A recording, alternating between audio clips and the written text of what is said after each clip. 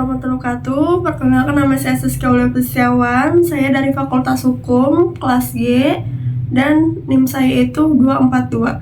Nah, di sini saya akan mengerjakan tugas Pancasila dengan membaca buku yang sudah ditugaskan oleh dosen saya.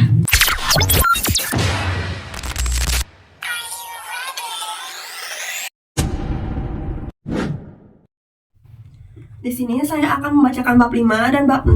Bab 5 dari halaman 131 sampai halaman 141. Sedangkan bab 6 dari halaman 159 sampai halaman 193.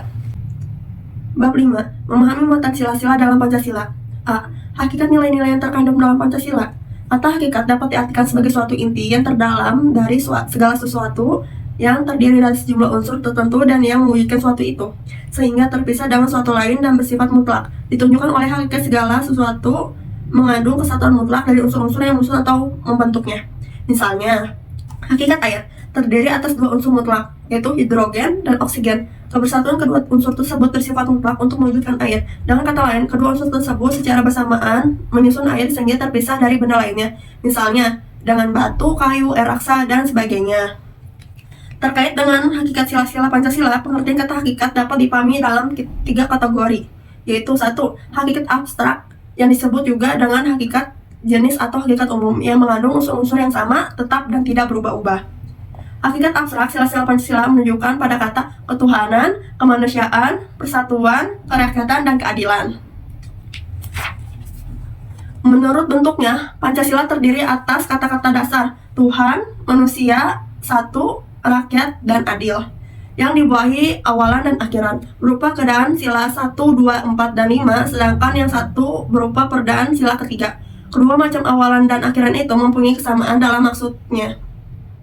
Yang pokok, ia membuat abstrak atau mujarad, tidak maujud atau lebih tidak maujud arti daripada kata dasarnya. 2. Hakikat pribadi sebagai hakikat yang bersifat khusus, artinya terpikat kepada barang sesuatu. Hakikat pribadi Pancasila menunjukkan pada ciri-ciri khusus sila-sila Pancasila yang ada pada bangsa Indonesia, yaitu adat istiadat, nilai-nilai agama, nilai-nilai kebudayaan, sifat dan karakter yang melekat pada bangsa Indonesia sehingga membedakan bangsa Indonesia dengan bangsa yang lain di dunia. Sifat-sifat dan ciri-ciri ini tetap melekat dan ada pada bangsa Indonesia. Hakikat pribadi inilah yang realisasinya sering disebut sebagai kepribadian. Kepribadian dan totalitas konkretnya disebut pribadi Pancasila. Yang ketiga, hakikat konkret yang bersifat nyata sebagaimana dalam kenyataannya. Hakikat konkret Pancasila terletak pada fungsi Pancasila sebagai dasar filsafat negara. Dalam relasinya, Pancasila adalah pedoman praktis, yaitu dalam mewujudkan pelaksanaan praktis dalam kehidupan negara, bangsa, dan negara Indonesia yang sesuai dengan kenyataan sehari-hari, tempat, keadaan, dan waktu. Dengan realisasi hakikat konkret itu, pelaksanaan Pancasila dalam kehidupan negara setiap hari bersifat dinamis, antisipatif, dan sesuai dengan perkembangan waktu, keadaan, serta perubahan zaman. Pancasila merupakan suatu kesatuan yang mana sila yang satu tidak dapat dilepaskan dari sila-sila yang lain. Kesatuan sila di dalam Pancasila merupakan suatu kesatuan organis atau suatu kesatuan keseluruhan yang bulat. Hal ini dapat digambarkan sebagai berikut. Sila pertama atau ke-1, ketuhanan yang Maha Esa, meliputi dan menjiwai sila 2, 3, 4, dan sila ke-5.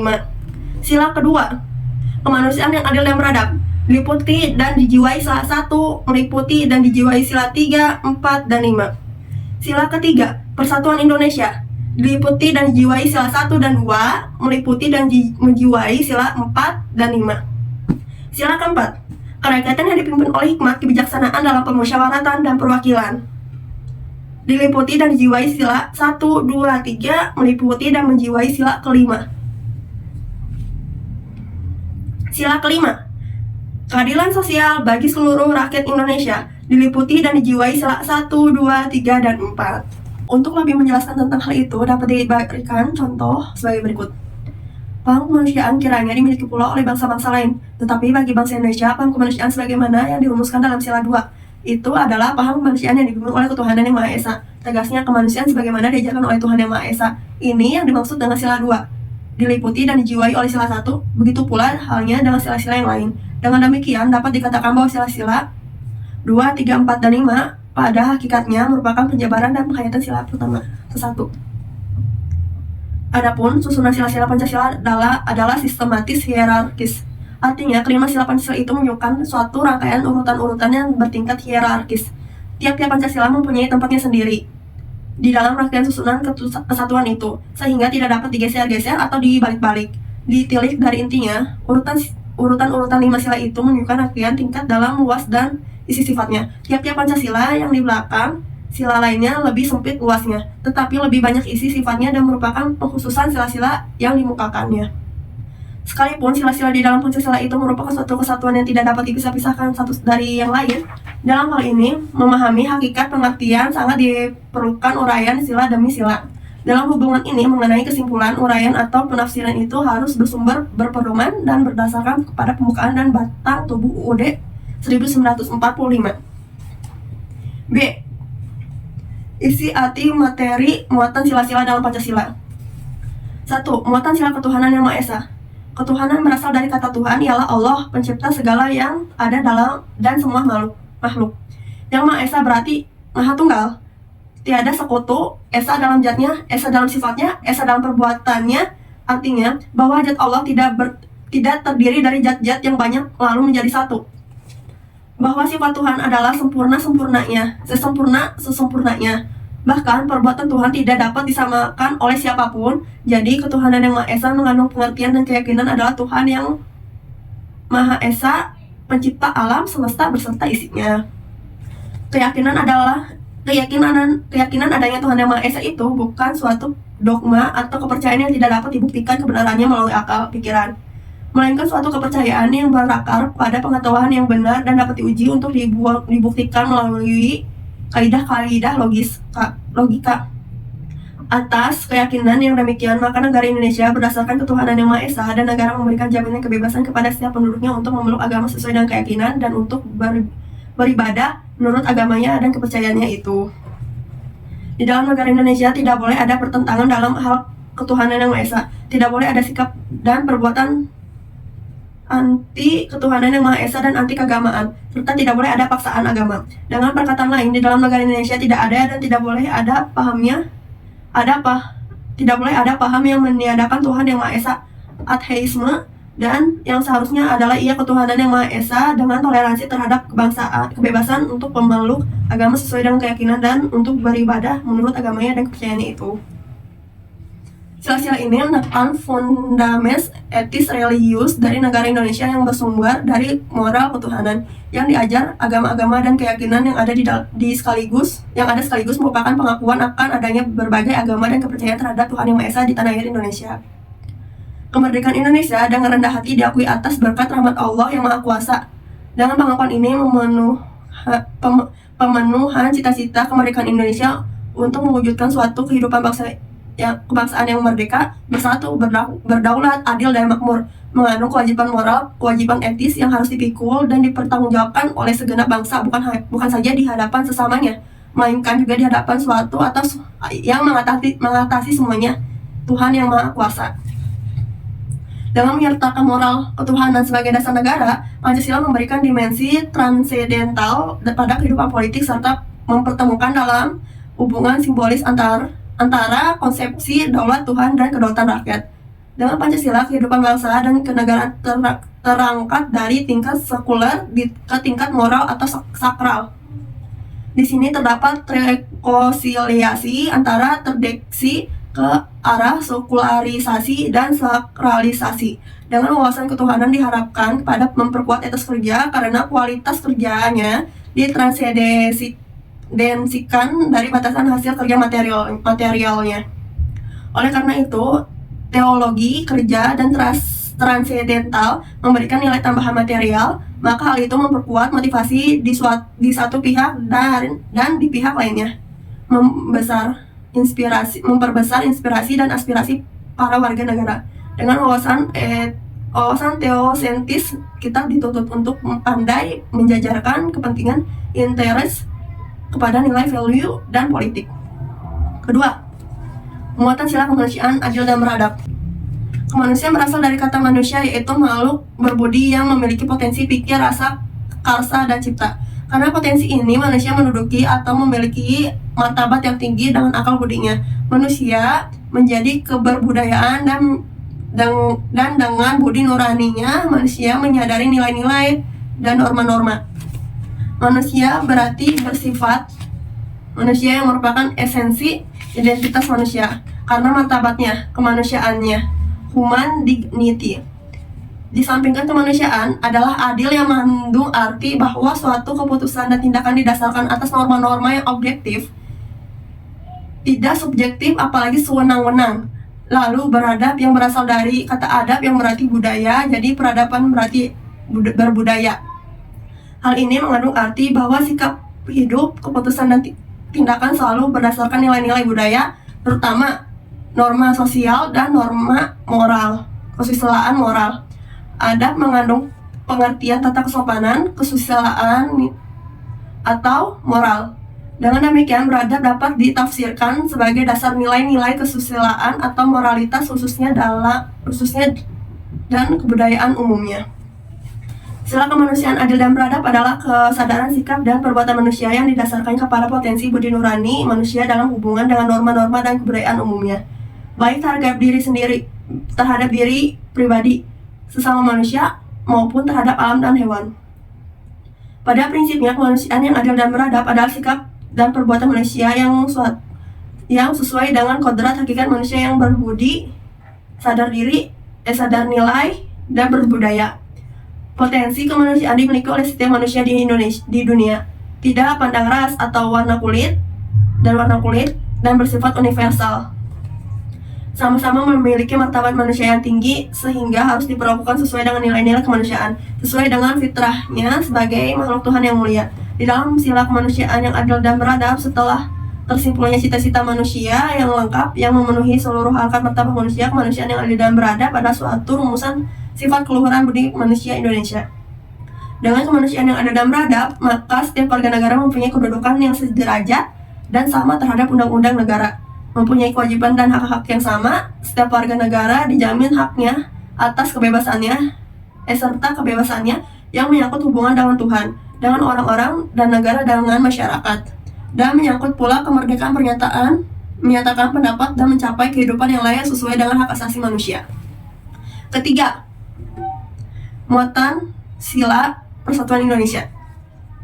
Persatuan berasal dari kata satu, yang berarti untuk tidak terpecah belah. Persatuan mengandung pengertian bentuk bermacam corak yang beragam menjadi satu kebulatan. Kata Indonesia mengandung dua makna, yaitu A. Makna geografis, yang berarti sebagian bumi yang membentang dari 95 derajat sampai 141 derajat bujur timur, dan dari 6 derajat lintang utara sampai 11 derajat lintang selatan.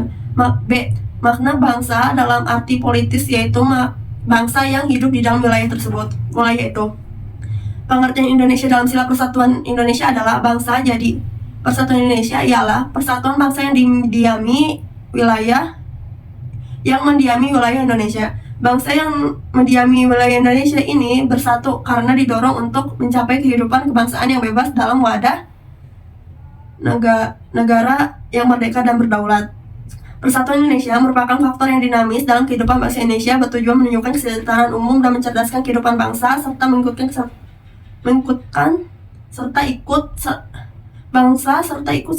mewujudkan perdamaian dunia yang abadi.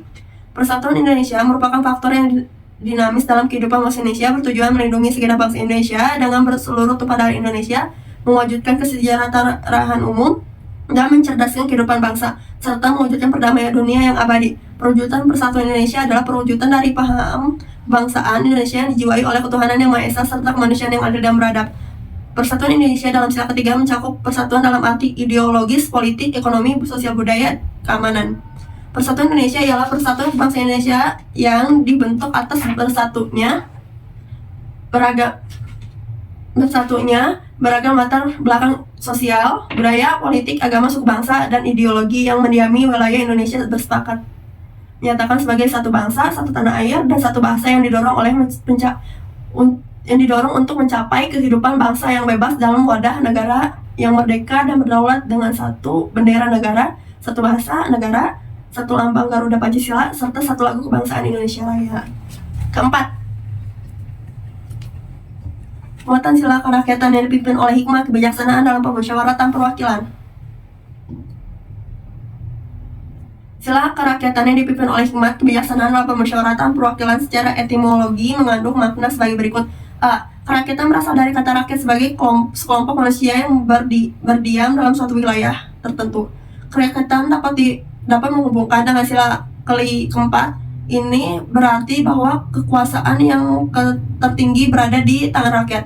Kerakyatan disebut pula kedaulatan rakyat yang berdaulat berkuasa atau demokrasi rakyat yang memerintah.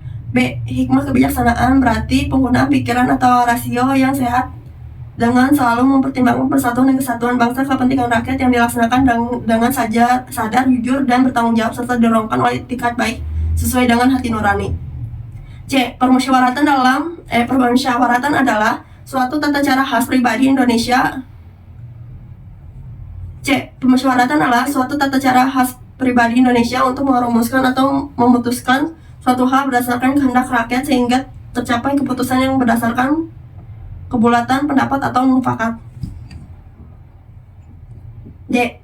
Perwakilan adalah suatu sistem arti tata cara prosedur mengusahakan turut sertanya rakyat mengambil bagian dalam kehidupan bernegara, antara lain dilakukan dengan melalui badan-badan perwakilan. Kerakyatan yang dipimpin oleh hikmah kebijaksanaan dalam pemusyawaratan perwakilan berarti bahwa rakyat dalam menjalankan kekuasaan melalui sistem perwakilan dan keputusan. Keputusan yang diambil dengan jalan musyawarah yang dipimpin oleh pikiran yang sehat serta penuh tanggung jawab baik kepada Tuhan Yang Maha Esa maupun pada rakyat yang diwakilinya. Sila keempat Pancasila mengandung beberapa ciri alam pikiran demokrasi di Indonesia dalam pokok pikiran ketiga dari pembukaan UUD 1945 bahwa kedaulatan itu berdasarkan atas kerakyatan dan pemusyawaratan. Dengan kata lain, demokrasi itu hendaknya mengandung ciri kerakyatan, daulat rakyat, dan pemusyawaratan kekeluargaan. Cita-cita pemuliaan daulat rakyat bergema kuat dalam sanubari para pendiri bangsa sebagai pantulan dari semangat emansipasi dan egalitarisme dari aneka bentuk penindasan yang ditimbulkan oleh kolonialisme dan feodalisme. Cita-cita kerakyatan hendak menghormati suara rakyat dalam politik dengan memberi jalan bagi peran dan pengaruh besar yang dimainkan oleh rakyat dalam proses pengambilan keputusan yang dilakukan oleh pemerintah. Ciri-ciri pemusyawaratan memancarkan kehendak untuk menghadirkan negara persatuan yang dapat mengatasi paham seseorang dalam golongan sebagai pantulan dari semangat kekeluargaan, dari pluralitas kebangsaan Indonesia yang mengakui adanya kesederajatan atau persamaan dalam perbedaan.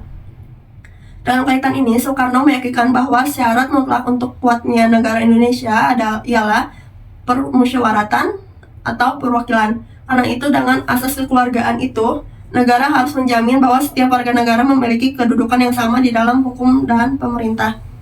Pemusyawaratan adalah suatu tata cara khas kepribadian Indonesia untuk merumuskan dan atau memutuskan suatu hal berdasarkan kehendak rakyat, hingga tercapai keputusan yang berdasarkan berdaulat pendapat atau mufakat. Perwakilan adalah suatu sistem dalam arti tata cara prosedur mengusahakan turut sertanya rakyat mengambil bagian dalam kehidupan bernegara, antara lain dilakukan dengan melalui badan-badan perwakilan. Selain kedua ciri tersebut, demokrasi Indonesia juga mengandung ciri hikmat kebijaksanaan. Cita hikmat kebijaksanaan merefleksi orientasi etis sebagaimana dikehendaki pembukaan UUD 1945 bahwa penyusunan negara Republik Indonesia yang berdaulat dan rakyat itu hendaknya didasarkan pada nilai-nilai ketuhanan, kemanusiaan, persatuan, dan kemusyawaratan serta keadilan. Dalam kaitan ini, Muhammad Hatta menjelaskan bahwa kerakyatan yang dianut oleh bangsa Indonesia bukanlah kerakyatan yang mencari suara terbanyak saja, tetapi kerakyatan yang dipimpin oleh hikmat kebijaksanaan dalam pemusyawaratan perwakilan. Selanjutnya dikatakan, karena itu demokrasi Indonesia bukan demokrasi liberal dan juga bukan demokrasi totaliter, karena berkaitan secara menyeluruh dengan sila-sila Pancasila lainnya. Orientasi etis. Hikmat kebijaksanaan ini dihidupkan melalui daya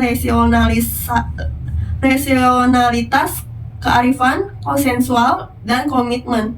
Keadilan yang dapat menghadirkan suatu toleransi dan sintetis yang positif sekaligus dapat mencegah kekuasaan dikendalikan oleh golongan mayoritas dan kekuatan minoritas elit politik dan pengusaha minokrasi. Dalam demokrasi pemusyawaratan, suatu keputusan politik dikatakan benar jika memenuhi setidaknya 4 syarat, yaitu A. Harus didasarkan pada asas rasionalisme dan keadilan, bukan hanya berdasarkan subjektif, ideologi, dan kepentingannya. B. Didedikasikan bagi kepentingan banyak orang, bukan demi kepentingan perorangan dalam golongan. C. Berorientasi jauh ke depan, bukan demi kepentingan jangka pendek melalui akomodasi tradisional yang bersifat destruktif, toleransi negatif. D. Bersifat imparsial dengan melibatkan dan mempertimbangkan pendapat semua pihak, minoritas terkecil sekalipun, secara inklusif, yang dapat menangkal detektif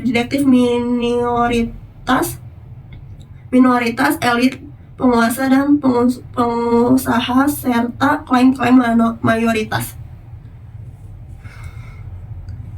5. Muatan sila-sila keadilan sosial bagi seluruh rakyat Indonesia.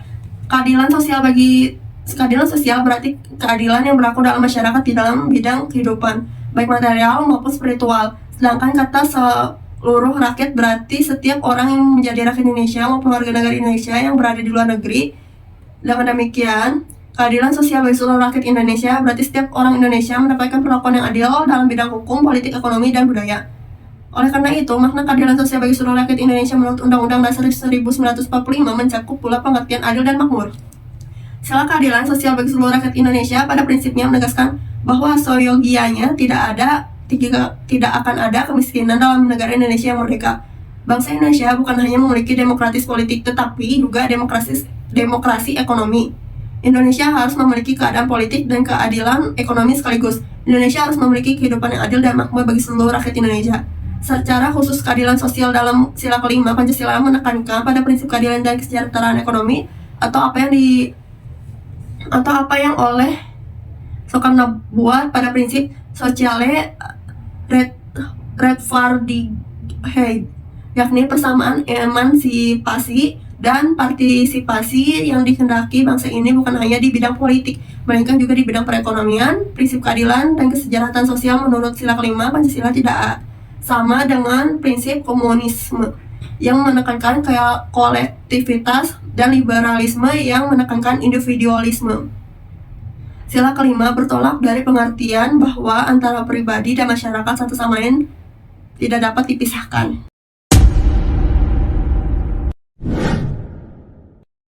Oke, di sini saya mau bahas sedikit tentang bab 5 yang saya baca ini kan banyak banget ya. Di sini kan memahami muatan sila-sila dalam Pancasila. Sebelumnya Pancasila itu sebagai ideologi.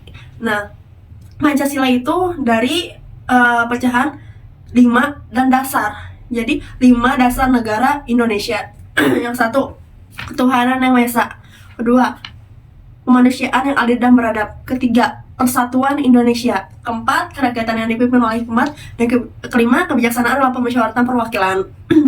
Nah, di dalam nilai-nilai Pancasila itu memiliki kekandungan.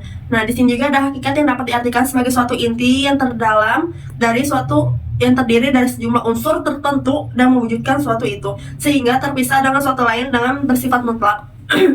Jadi bersifat tersendiri gitu, tidak bisa dipecah dan itu sudah mutlak gitu. Di sini juga ada 3 kategorinya, ada abstrak, hakikat abstrak, pribadi, dan nyata. Di sini juga aku mau sedikit ngejelasin isi arti materi muatan sila-sila Pancasila. Nah kan Pancasila itu ada 5. Ke-1, ketuhanan yang Maha Esa. Dalam ketuhanan yang Maha Esa ini dengan artinya kita diciptakan oleh Tuhan yang Maha Esa, yaitu Allah Subhanahu wa Ta'ala. Nah, kita juga setiap manusia itu pasti memiliki kepercayaan, keyakinan. Nah, setiap agama itu tujuannya sama, baik. Nah, kita itu tidak diharuskan memaksa orang untuk memilih agama kita ataupun nih ikut agama aku aja gini. Itu tidak boleh ya. Kita itu dibebaskan. Yang penting kita itu memiliki keyakinan, kita menjalankan ibadah gitu. Kita tuh harus punya itikat rasa yang kuat untuk diri kita, sebagai rasa bersyukur kita kepada Allah Subhanahu wa taala sebagai pencipta kita gitu. Dengan adanya ketuhanan yang Maha Esa ini, semua Pancasila ini bergantungan dari ketuhanan yang Maha Esa, dan itu tuh menjadi sangkut paut gitu. Lanjut, yang kedua, sila kemanusiaan yang adil dan beradab, yaitu manusia yang harus semuanya itu sama rata, tidak boleh memandang suku bangsa, bahasa, ras, budaya, warna kulit, itu tidak boleh ya. Jadi kita tuh semuanya sama rata. Jadi kemanusiaan yang adil dan beradab itu manusia yang adil dan tidak sewenang-wenang gitu, tidak seenaknya gitu. Terus di sini ada sila ketiga, persatuan Indonesia.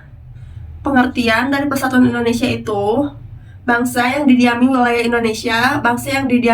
Indonesia ini bersatu karena didorong untuk mencapai kehidupan bangsa yang bebas dalam wadah negara yang merdeka dan berdaulat. Persatuan Indonesia, kan kita ini berharap Indonesia itu pasti satu ya, dengan kita tuh tujuan yang sama, ingin maju, ingin negara kita aman, nyaman. Untuk menciptakan kenyamanan, ketentraman, itu perlu kita menciptakan persatuan antara satu dengan yang lain, tidak mementingkan individu gitu loh. Kita bersatu bersama-sama kayak gitu. Nah, yang keempat, kerakyatan yang dipimpin oleh hikmat kebijaksanaan dalam pemusyawaratan perwakilan.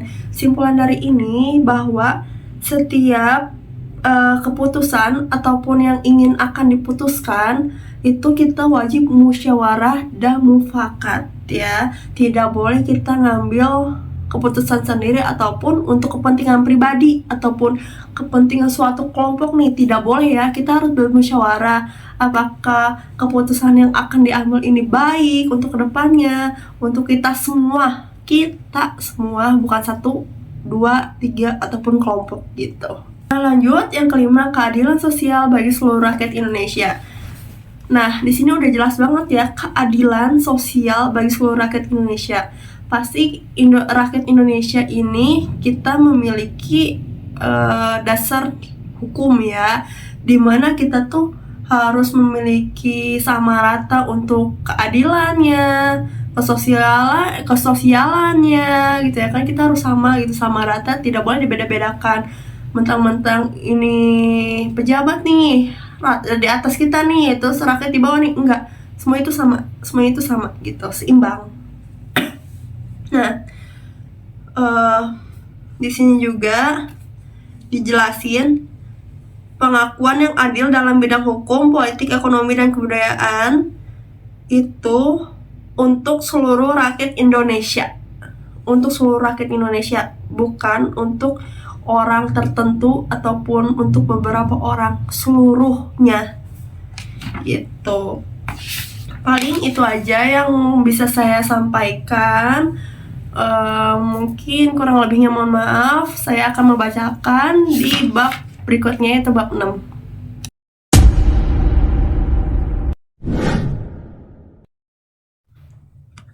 Memahami Pancasila sebagai ideologi bangsa dan negara. Pengertian ideologi. Istilah ideologi berasal dari kata ide, yang berarti gagasan, konsep, pengertian dasar, cita-cita, dan logos yang berarti ilmu. Kata ide berasal dari bahasa Yunani ieidos, yang berarti bentuk, dan di samping itu ada kata idein, yang berarti melihat. Oleh karena itu, secara harfiah, ideologi berarti ilmu pengertian dasar atau dalam pengertian sehari-hari. Ide disamakan artinya dengan cita-cita. Cita-cita yang dimaksud adalah cita-cita yang bersifat tetap yang harus dicapai, sehingga cita-cita yang bersifat tetap itu sekaligus merupakan dasar, pandangan, atau paham. Apabila menelusuri secara historis, istilah ideologi pertama kali dipakai dan ditemukan oleh Destutt de Treyche, kebangsaan Prancis pada tahun 1796. Kemudian perhatian atas konsep ideologi menjadi berkembang lagi antara lain karena pengaruh Karl Marx dan menjadi vokabuler penting di dalam pemikiran politik dan ekonomi. Karl Marx yang mengartikan ideologi sebagai pandangan hidup yang dikembangkan berdasarkan kepentingan golongan atau kelas sosial tertentu dalam bidang politik atau sosial ekonomi. Dalam arti ini, ideologi menjadi bagian dari apa yang disebut Überbau atau sebuah struktur bangunan atas yang didirikan di atas kekuatan yang memiliki faktor-faktor produksi yang menentukan coraknya. Dan karena itu, kebenaran relatif dan semata-mata hanya benar untuk golongan tertentu. Demikian, ideologi merupakan keseluruhan ide yang relatif karena mencerminkan kekuatan lapisan. Selanjutnya, secara umum pengertian ideologi dapat dikatakan sebagai kumpulan gagasan, ide-ide, keyakinan, kepercayaan-kepercayaan yang menyeluruh dan sistematis yang menyangkut bidang politik, termasuk di dalam bidang pertahanan dan keamanan, sosial, budaya, keagamaan.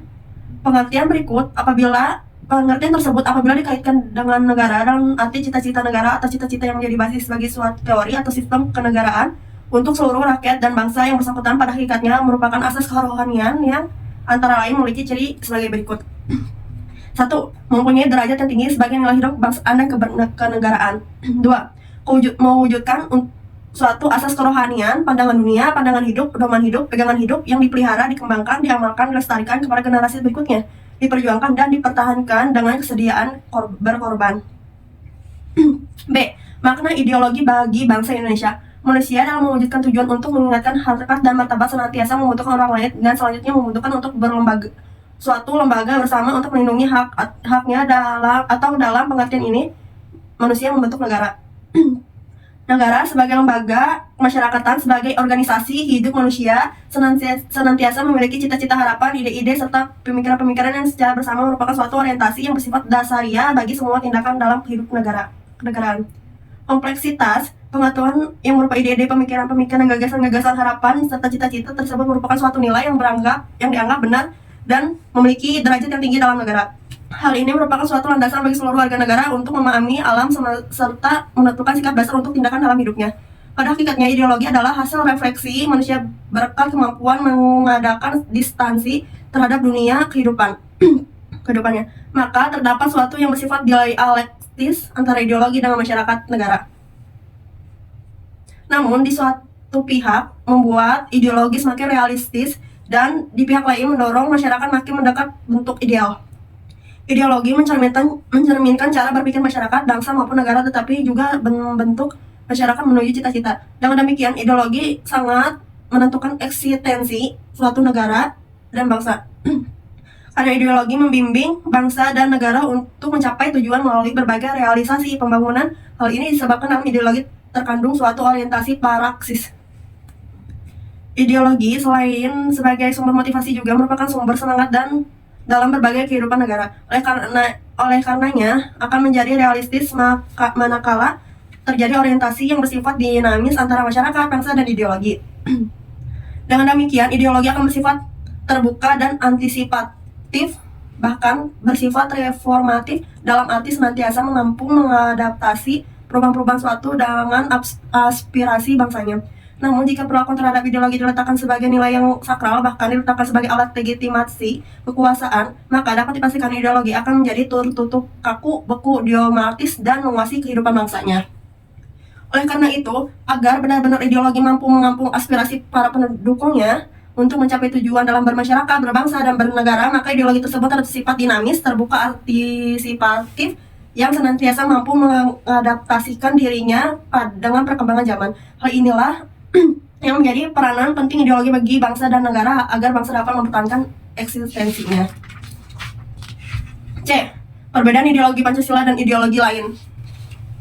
Ideologi Pancasila. Ideologi nasional merupakan kumpulan 1. Ideologi Pancasila. Ideologi nasional merupakan kumpulan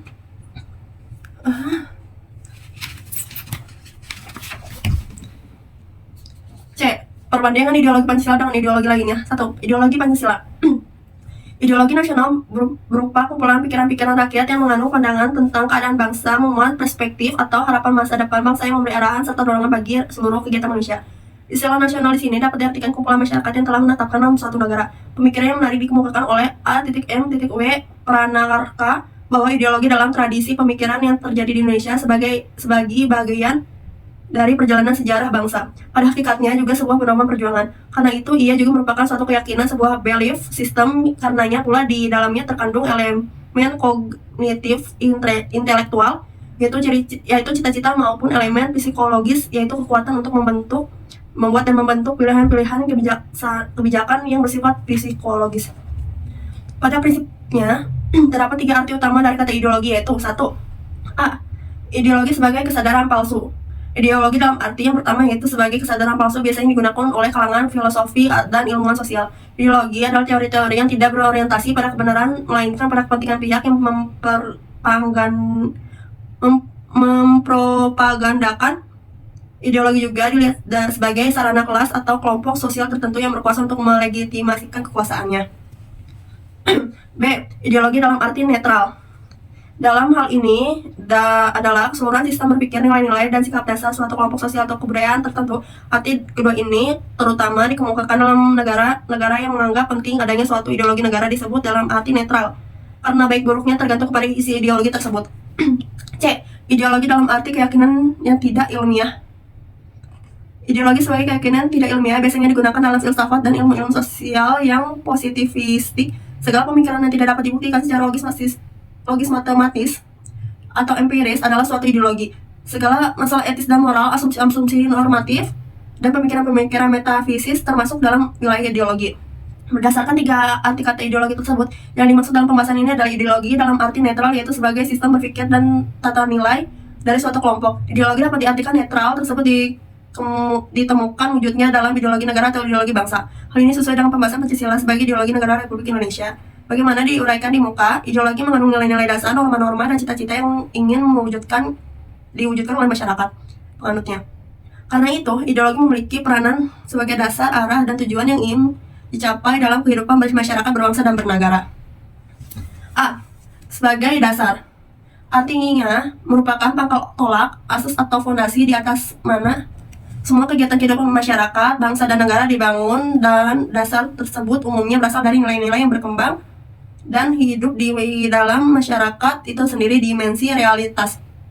Pancasila sejak awal pembahasannya sidang BPUPKI tanggal 29 Mei sampai dengan 1 Juni 1945 dan sidang gabungan tanggal 22 Juni 1945 memang direncanakan untuk dijadikan dasar negara. Tanggal 18 Agustus 1945, PPKI menetapkan secara resmi Pancasila sebagai dasar negara kesatuan Republik Indonesia. B. Sebagai pengarah. Artinya, sebagai pengatur dan pengendali kehidupan masyarakat, bangsa, dan negara berupa norma-norma dan atau aturan yang harus dipatuhi agar arah untuk mencapai cita-cita dan tujuan tidak menyimpang dimensi normalitas. Di sini, Pancasila menjelmakan diri sebagai pengarah pengendali di dalam setiap gerakan tata kehidupan berbangsa dan bernegara. Peran sebagai pengarah ditunjukkan pada kedudukan Pancasila sebagai sumber dari segala sumber hukum, segala peraturan hukum dan perundang-undangan yang ada di negara kesatuan Republik Indonesia. C. Sebagai tujuan. Arti semua aktivitas dalam kehidupan masyarakat berbangsa dan bernegara pada akhirnya mengarah pada suatu tujuan atau cita-cita yang terkandung dalam ideologi yang dipakai. Pancasila sebagai ideologi nasional akan memberikan motivasi dan semangat untuk melaksanakan pembangunan bangsa yang secara adil dan seimbang untuk mencapai tujuan yang tercantum pada pembukaan UUD 1945 dimensi idealitas. 2. Ideologi liberalisme.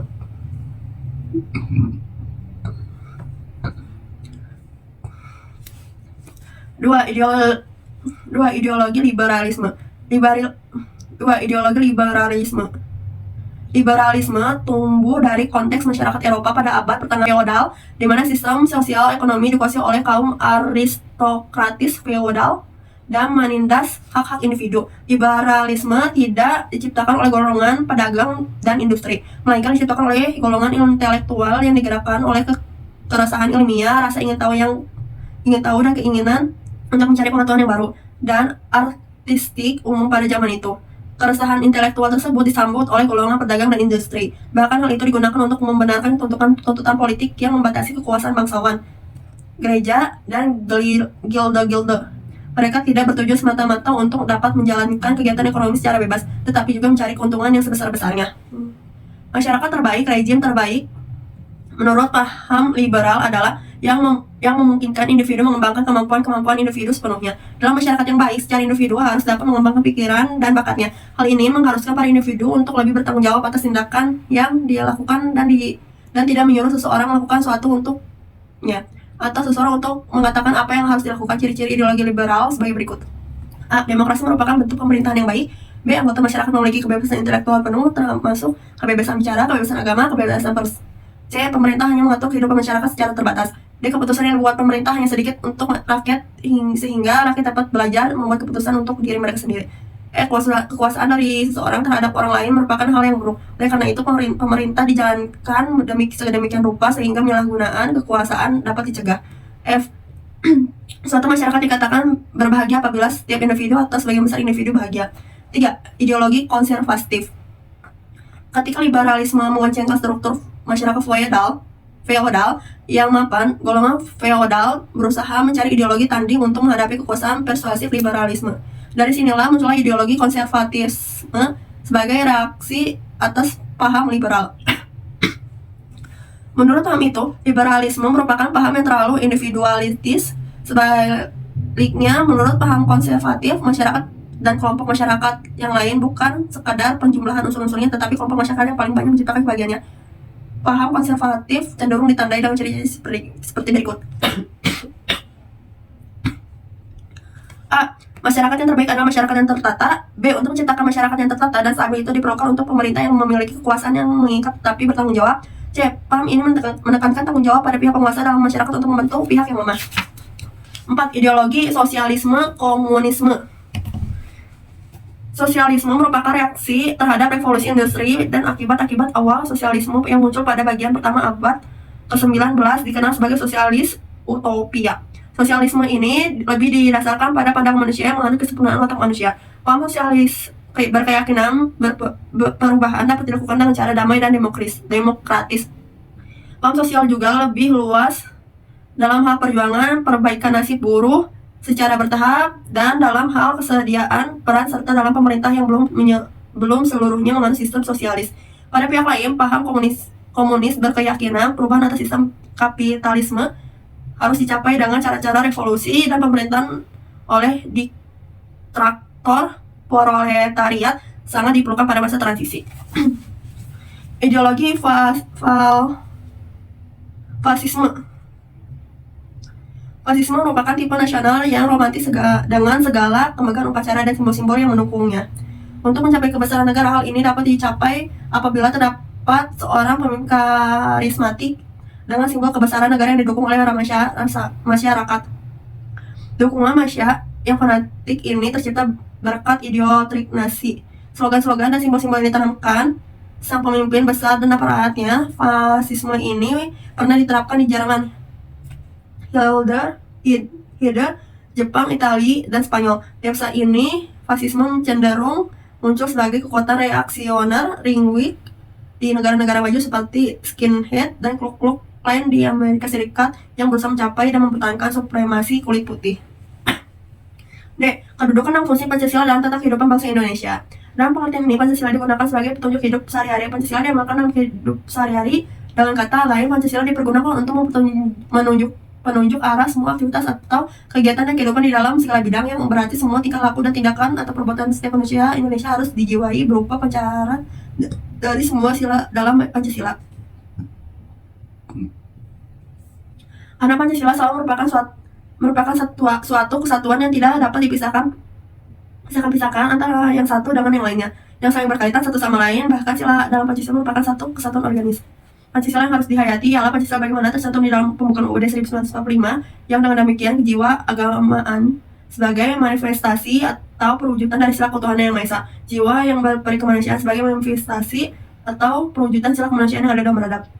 Jiwa kebangsaan sebagai manifestasi atau perwujudan dari sila persatuan Indonesia. Jiwa kerakyatan sebagai manifestasi dari kerakyatan yang dipimpin oleh hikmat, kebijaksanaan, dan permusyawaratan perwakilan. Dan jiwa yang menjunjung tinggi keadilan sosial sebagai manifestasi dari sila keadilan sosial bagi seluruh rakyat Indonesia, yang selalu terpancar dalam segala tingkah laku dan tindakan atau perbuatan serta hidup seluruh bangsa Indonesia. Apabila kita memperhatikan penyebutan yang dikaitkan dengan Pancasila, maka kita dapat menduga betapa luasnya peranan Pancasila dalam tata kehidupan bangsa Indonesia. Pengertian-pengertian yang berhubungan dengan berbagai penyebutan Pancasila ini dapat disarkan sebagai berikut. 1. Pancasila sebagai jiwa bangsa Indonesia. Pancasila yang kita gali dari bumi Indonesia sendiri merupakan jiwa bangsa Indonesia, karena Pancasila memberikan corak yang khas kepada bangsa Indonesia yang tidak dapat dipisahkan dari bangsa Indonesia, serta merupakan ciri khas yang dapat membedakan bangsa Indonesia dari bangsa yang lainnya. Terdapat keyakinan bahwa tiap sila secara terlepas dari yang lain bersifat universal, yang juga dimana bangsa-bangsa lain di dunia ini akan tetapi 5 sila tersebut merupakan satu kesatuan yang tidak dapat dipisahkan. Itulah yang menjadi ciri khas bangsa Indonesia. Penjinjian luhur rakyat Indonesia ini disetujui oleh Wakil Rakyat Indonesia menjelang dan sesudah proklamasi kemerdekaan yang kita junjung tinggi, bukan sekadar karena ia ditemukan kembali dari kandungan kepribadian dan cita-cita bangsa Indonesia yang terpendam sejak berabad-abad yang lalu, melainkan telah mampu membuktikan kebenaran serta diuji oleh sejarah perjuangan bangsa. Akhirnya, perlu juga ditegaskan bahwa apabila dibicarakan mengenai Pancasila, maka yang kita maksud adalah Pancasila yang merumuskan dalam pembukaan UUD 1945, yaitu ketuhanan yang Esa, kemanusiaan yang adil dan beradab, kesatuan Indonesia, kerakyatan yang dipimpin oleh hikmat, kebijaksanaan, dan permusyawaratan perwakilan, dan keadilan sosial bagi seluruh rakyat Indonesia. Rumusan Pancasila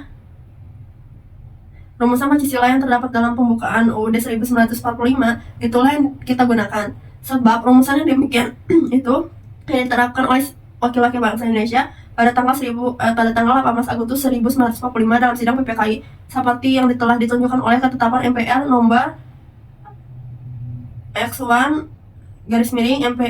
1978.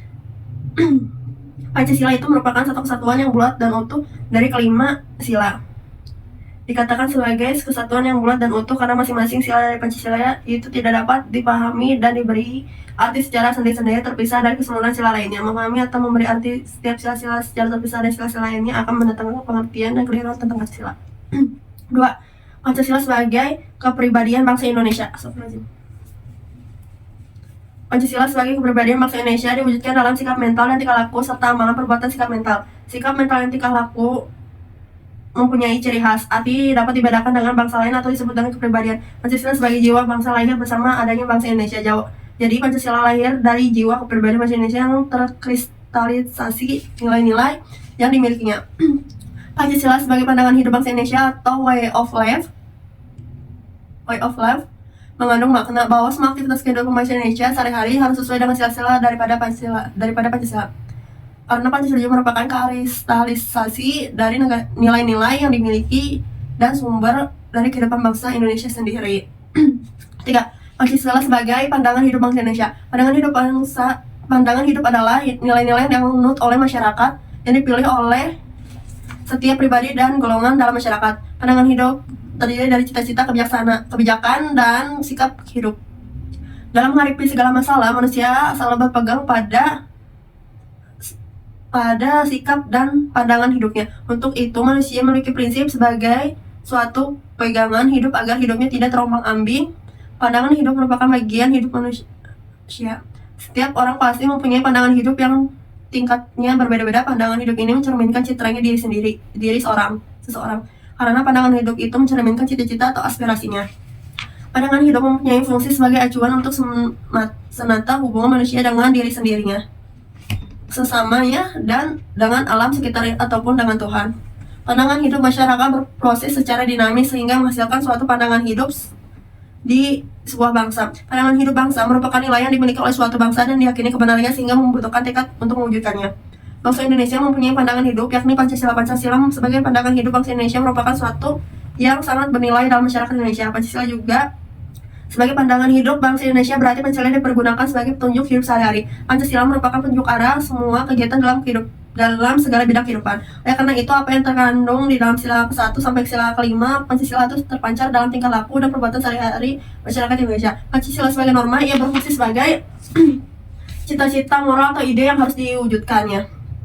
Adapun wujud nyata Pancasila tersebut tercermin dalam setiap tingkah laku maupun perbuatan sehari-hari bangsa Indonesia. Oleh karena itu, bangsa Indonesia dalam hidup sehari-harinya tidak boleh bertentangan dengan norma-norma agama, keasusilaan, sopan santun, dan norma-norma hukum yang berlaku.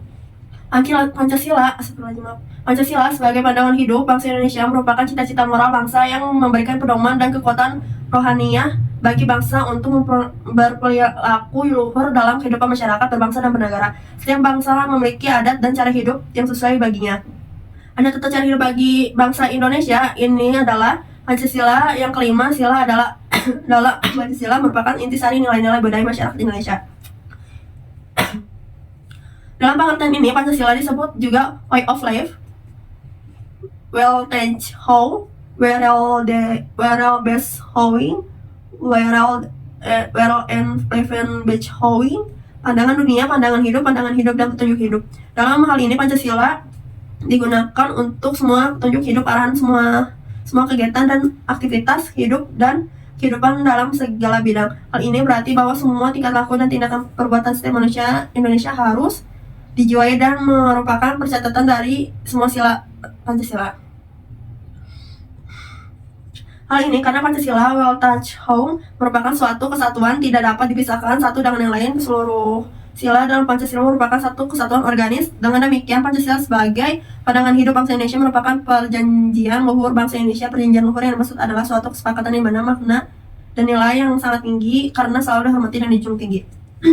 Keempat, Pancasila sebagai ideologi bangsa dan negara Indonesia. Pancasila sebagai suatu ideologi bangsa dan negara Indonesia. Makna Pancasila dan hakikatnya bukan hanya merupakan suatu hasil perenungan dan pemikiran seseorang atau sekelompok orang sebagaimana ideologi-ideologi lain di dunia. Namun Pancasila diangkat dari nilai-nilai adat istiadat, nilai-nilai budaya, serta nilai-nilai religius yang terdapat dalam pandangan hidup masyarakat Indonesia sebelum membentuk negara.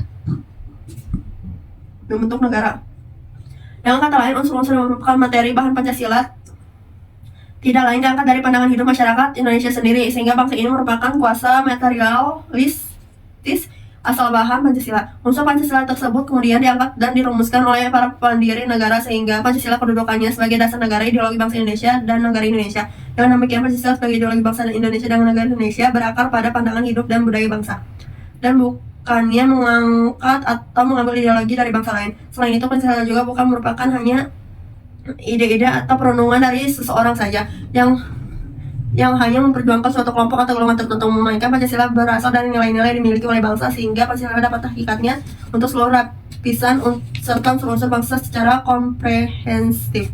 Oleh karena itu, ciri khas Pancasila itu maka memiliki kesesuaian dengan bangsa Indonesia. Pancasila sebagai ideologi itu selain kedudukannya sebagai dasar negara kesatuan Republik Indonesia, berkedudukan juga sebagai ideologi nasional Indonesia yang dilaksanakan secara konsisten dalam kehidupan bernegara. Pancasila sebagai ideologi bangsa Indonesia itu sebagai kegiatan budaya kultur bond yang berkembang secara alami dan kehidupan masyarakat Indonesia bukan secara paksaan, atau Pancasila adalah suatu yang sudah mendarah daging dalam kehidupan sehari-hari bangsa Indonesia. Sebuah ideologi dapat bertahan atau pudar dalam menghadapi perubahan masyarakat tergantung daya tahan dari ideologi tersebut. Kekuatan ideologi terkandung pada kualitas 3 dimensi yang dimiliki oleh ideologi tersebut, yaitu realita, idealisme, dan fleksibilitas. Pancasila sebagai sebuah ideologi memiliki 3 dimensi tersebut. 1. Dimensi realita, yaitu nilai-nilai dasar yang ada pada ideologi itu yang mencerminkan realita atau keyakinan yang hidup dalam masyarakat, di mana ideologi itu lahir atau muncul untuk pertama kalinya. Paling tidak, nilai dasar ideologi itu mencerminkan realita masyarakat pada awal kelahirannya. B. Dimensi idealisme adalah kadar atau kualitas ideologi yang mengandung dalam nilai dasar itu mampu memberikan harapan kepada berbagai kelompok atau golongan masyarakat tentang masa depan yang lebih baik melalui pengalaman dalam praktik kehidupan bersama sehari-hari. C. Dimensi fleksibilitas atau dimensi perkembangan, yaitu kemampuan ideologi dalam mempengaruhi dan sekaligus menyesuaikan diri dengan perkembangan masyarakat. Mempengaruhi artinya ikut mewarnai proses perkembangan zaman tanpa menghilangkan jati diri ideologi itu sendiri yang tercermin dari nilai dasarnya. Mempengaruhi berarti mendukung ideologi itu berhasil menemukan tafsiran-tafsiran terhadap nilai dari dasar ideologi tersebut yang sesuai dengan realitanya baru muncul di hadapan mereka sesuai dengan perkembangan zaman.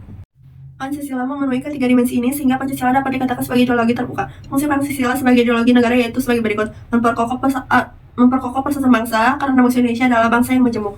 B. Mengarahkan bangsa Indonesia menuju tujuannya, menggerakkan serta bimbingan bangsa Indonesia dalam memperlaksanakan pembangunan. C. Memelihara dan mengembangkan identitas bangsa dan sebagai dorongan dalam bentuk karakter bangsa berdasarkan Pancasila. D. Menjadi standar nilai dalam melakukan kritik mengenai keadaan bangsa dan negara. Pancasila jika akan dihidupkan secara serius, maka setidaknya dapat menjadi etos yang mendorong dari belakang atau menarik dari depan akan perlunya aktualisasi maksimal setiap elemen bangsa. Hal tersebut bisa saja terwujud karena Pancasila itu sendiri memuat 5 prinsip dasar di dalamnya, yaitu ketuhanan atau persatuan, kebebasan, persamaan, kepribadian, dan prestasi. Kelima prinsip inilah yang merupakan dasar paling sesuai bagi pembangunan sebuah masyarakat, bangsa, dan personal-personal di dalamnya. Menata sebuah negara itu membutuhkan suatu konsensus bersama sebagai alat lalu lintas kehidupan bangsa dan bernegara. Tanpa konsensus tersebut, masyarakat akan melakukan hidup bebas tanpa menghiraukan aturan main yang telah disepakati. Ketika Pancasila telah disepakati bersama sebagai sebuah konsensus, maka Pancasila berperan sebagai payung hukum dan tata nilai prinsip dalam penyelenggaraan kehidupan bernegara. Pancasila sebagai ideologi yang dikenal sebagai masyarakat internasional juga memahami tantangan-tantangan dari pihak luar atau asing. Hal ini akan menentukan apakah Pancasila mampu bertahan. Pancasila merupakan hasil galian dari nilai-nilai sejarah bangsa Indonesia sendiri yang berwujud 5 butir mutiara kehidupan bangsa dan bernegara, yaitu religius, monotheis, humanis, universal, nasionalis, patriotis, yang bersekutuan dalam keberagamaan, demokrasi dalam bermusyawarah, mufakat, dan yang berkeadilan sosial. Dengan demikian, Pancasila bukan imitasi dari ideologi negara lain, tetapi mencerminkan nilai amanat penderitaan rakyat dan kejayaan leluhur bangsa. Keampuhan Pancasila sebagai ideologi tergantung pada kesadaran, pemahaman, dan pengalaman para pendukungnya. Pancasila selayaknya tetap bertahan sebagai ideologi bukan yang tidak bersifat doktriner, ketat. Nilai dasar tetap dipertahankan, namun nilai praktisnya harus bersifat fleksibel. Ketahanan ideologi Pancasila harus menjadi bagian misi bangsa Indonesia dalam keterbukaan tersebut.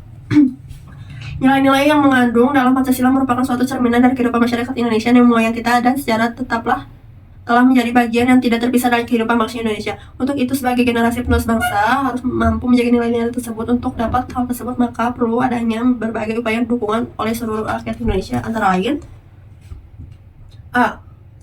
melalui dunia pendidikan dengan menambahkan mata pelajaran khusus Pancasila pada setiap satuan pendidikan bahkan sampai perguruan tinggi. B.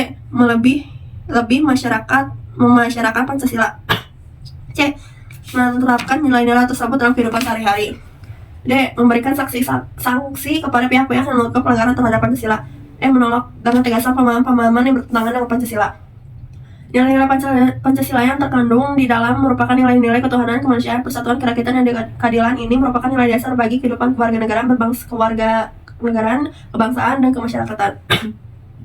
Nilai-nilai Pancasila tergolong nilai-nilai kerohanian yang di dalamnya terkandung nilai-nilai lain secara lengkap dan harmonis, baik nilai material, vital, kebenaran, atau kenyataan estetis maupun religius.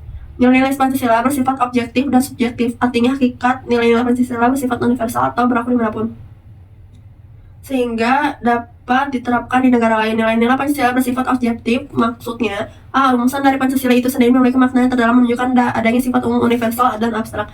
B. Inti dari nilai Pancasila akan tetap ada sepanjang masa dalam kehidupan bangsa Indonesia. C. Pancasila dalam pembukaan UUD 1945 merupakan sumber dari segala sumber hukum di Indonesia. Sementara itu, nilai-nilai Pancasila bersifat subjektif, bahwa keberadaan nilai-nilai Pancasila itu terlekat pada bangsa Indonesia sendiri. Karena nilai-nilai Pancasila timbul dari bangsa Indonesia, dan nilai-nilai Pancasila merupakan pandangan hidup dari bangsa Indonesia. 5. Pancasila sebagai dasar negara Republik Indonesia.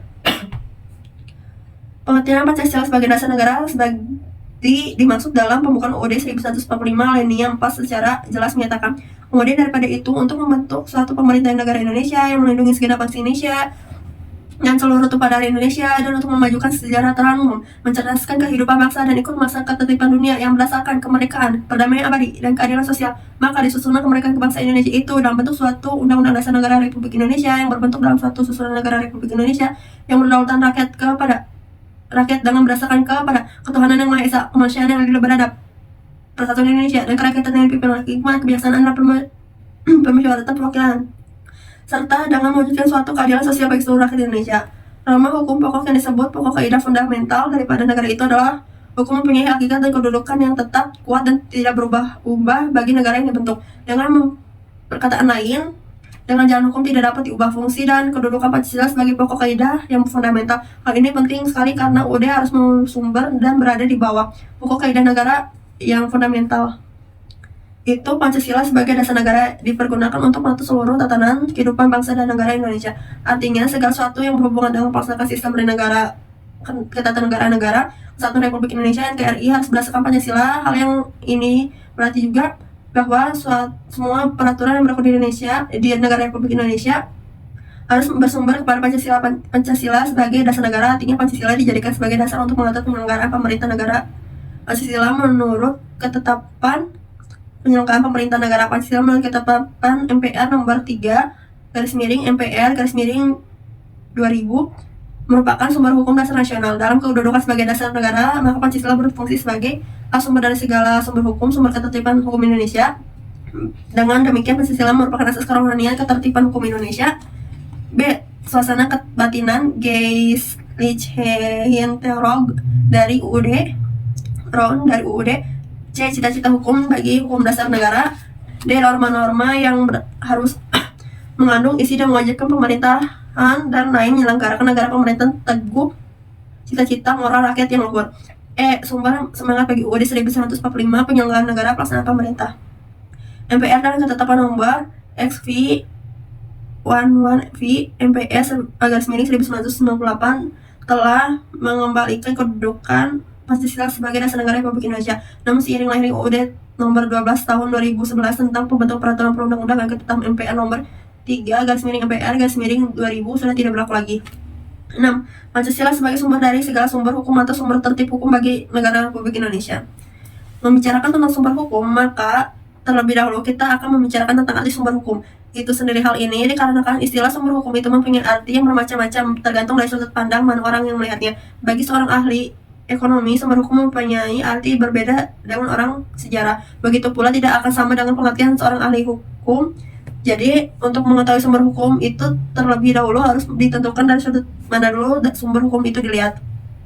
Adapun secara umum yang dimaksud dengan sumber hukum ialah segala apa saja yang menimbulkan aturan-aturan yang kalau dilanggar mengakibatkan sanksi yang tegas dan nyata. Dalam kajian ilmu hukum, sumber hukum itu dapat dibagi menjadi dua pengertian berikut. A. Sumber hukum dalam arti material ialah keyakinan dan perasaan hukum individu, pendapat umum, public opinion yang menentukan isi material dari hukum. Dengan kata lain, perasaan keyakinan hukum anggota masyarakat serta pendapatan umum yang menjadi sumber sebagai penyebab adanya hukum. B. Sumber hukum dalam arti formal ialah sumber hukum dalam arti bentuk perumusan karena bentuk itu menyebabkan hukum berlaku umum, diketahui dan ditaati. Disinilah suatu kaidah memperoleh kualitas sebagai kaidah umum, kaidah hukum dan oleh yang berwenang ia merupakan petunjuk hidup yang harus diberi perlindungan.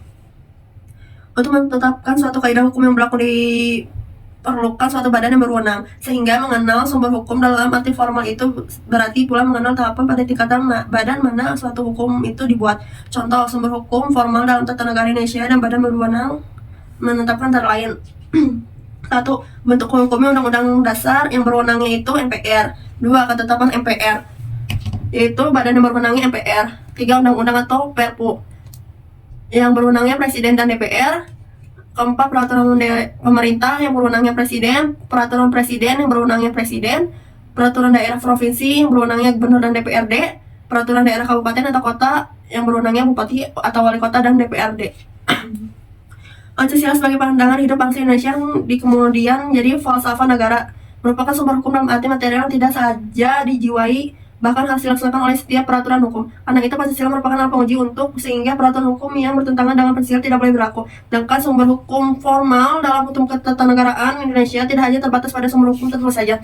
Undang-Undang Dasar adalah hukum dasar yang tertulis, sedangkan di sampingnya Undang-Undang Dasar itu berlaku juga hukum dasar yang tidak tertulis, yaitu aturan-aturan yang timbul dalam terpelihara dalam praktik penyelenggaraan negara meskipun tak tertulis. Selanjutnya, sumber hukum formal tata negara Indonesia dapat dilihat dalam sejarah pertama kali diatur melalui ketetapan MPRS nomor XX MPRS 1966 tentang memorandum DPRGR mengenai sumber ketertiban hukum Republik Indonesia dan tata urutan peraturan perundang-undangan Republik Indonesia adalah sebagai berikut. 1. Undang-Undang Dasar Republik Indonesia 1945. 2. Ketetapan MPR. 3. Undang-undang atau peraturan pemerintah pengganti undang-undang. 4. Peraturan pemerintah. 5. Keputusan Presiden. 6. Peraturan pelaksanaan lainnya seperti A. Peraturan Menteri, B. Instruksi Menteri, dan lain-lainnya. C. Dan lain-lainnya. Sumber hukum tersebut merupakan sumber hukum formal menuntut tingkat kewenangannya sesuai dengan prinsip negara hukum yang dianut dalam sistem UUD 1945. Maka setiap peraturan hukum yang berlaku senantiasa bersumber pada peraturan hukum yang lebih tinggi tingkatnya. Sebagaimana telah disinggung di atas bahwa sumber hukum formal dalam sistem ketatanegaraan Indonesia tidak hanya sumber hukum tertulis saja, karena dalam hukum tata negara Indonesia dikenal pula apa yang disebut kebiasaan ketatanegaraan konversion. Kedati pura ketidak tertulis, kebiasaan ketatanegaraan ini mempunyai kekuatan yang sama dengan perundang-undangan. Kebiasaan ketatanegaraan ini berubah dalam kehidupan ketatanegaraan yang dilakukan berulang kali, sehingga ia diterima dan ditaati dalam praktik ketatanegaraan. walaupun bukan hukum. Disinilah letak perbedaan dalam tentuan yang sudah tidak diragukan lagi kesalahannya, tetapi sebaiknya kebiasaan ketatanegaraan walaupun bagaimana pentingnya tetap merupakan kebiasaan saja. Contoh mengenai kebiasaan dalam kehidupan bertatanegaraan Republik Indonesia, antara lain pidato kenegaraan Presiden Republik Indonesia setiap tanggal 16 Agustus di dalam sidang Dewan Perwakilan Rakyat. Pidato Presiden diucapkan sebagai keterangan pemerintah tentang rancangan anggaran pendapat dan belanja negara pada minggu pertama bulan Januari setiap tahunnya. Dalam kehidupan lembaga Dewan Perwakilan Rakyat atau DPR juga tumbuh suatu konvention, yaitu bahwa semua golongan yang diwakili dalam Dewan Perwakilan Rakyat atau DPR berusaha untuk tidak melakukan pemungutan suara atau voting dalam pengambilan suatu keputusan jika musyawarah untuk mencapai mufakat gagal.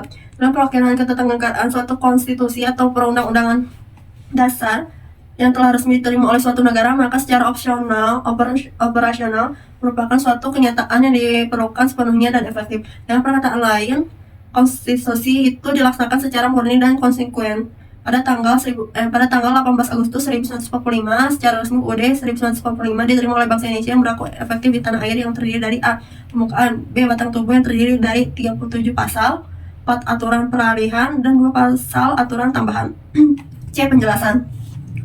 Khususnya, pembukaan UUD 1945 mengandung 4 pokok pikiran. Di dalam pokok-pokok pikiran tersebut bersimpul ajaran Pancasila. Pokok pikiran merupakan cita-cita hukum Rechide dan menguasai hukum dasar negara, baik tertulis maupun tidak tertulis. Oleh karena itu, pembukaan berintik Pancasila, maka Pancasila merupakan pedoman sumber dan dasar negara dalam pembuatan hukum atau perundang-undangan. Dengan kata lain, segala aturan hukum yang berlaku di Indonesia harus bersumber pada hukum yang lebih tinggi tingkatnya, yaitu Pancasila. Dengan demikian, secara lengkap sistem hukum Indonesia, kalau disusun secara hierarki, peraturan perundang-undangan dapat diperoleh tingkat sebagai berikut. 1. Pancasila sebagai Rechide, cita-cita hukum. 2. Undang-Undang Dasar 1945. 3. Ketetapan MPR. 4. Undang-Undang peraturan pemerintah pengganti undang-undang. 5. Peraturan pemerintah. 6. Keputusan presiden. 7. Peraturan pelaksanaan lainnya seperti A. Peraturan pemerintah, B. Instruksi, C. Dan lain-lainnya. Dari hierarki di atas, dalam sistem hukum Indonesia, tingkatan UUD 1945 ke bawah merupakan sumber hukum formal. Dalam hukum, semua sumber hukum formal itu bersumber pada suatu titik puncak, yaitu Pancasila sebagai suatu cita-cita hukum Rechide atau ditinjau tata aturan peraturan perundang-undangan Republik Indonesia, dengan menempatkan Pancasila di puncak hierarki apabila membandingkan dengan ajaran Stephen teori dari Hans Kelsen dapat digambarkan sebagai berikut. Jadi itu ada gambar segitiga, yang paling atas itu Pancasila, terus keduanya UUD 1945, ketiga itu TAP MPR, keempat itu UU atau Perpu, kelima itu peraturan pemerintah, keenam itu peraturan presiden, ketujuh itu peraturan pelaksanaan lainnya, dan ke-8 kita itu rakyat.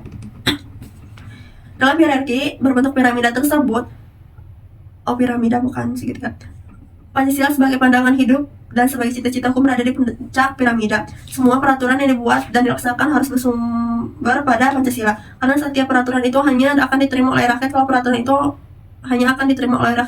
peraturan itu sesuai dengan jiwa rakyat atau Pancasilanya.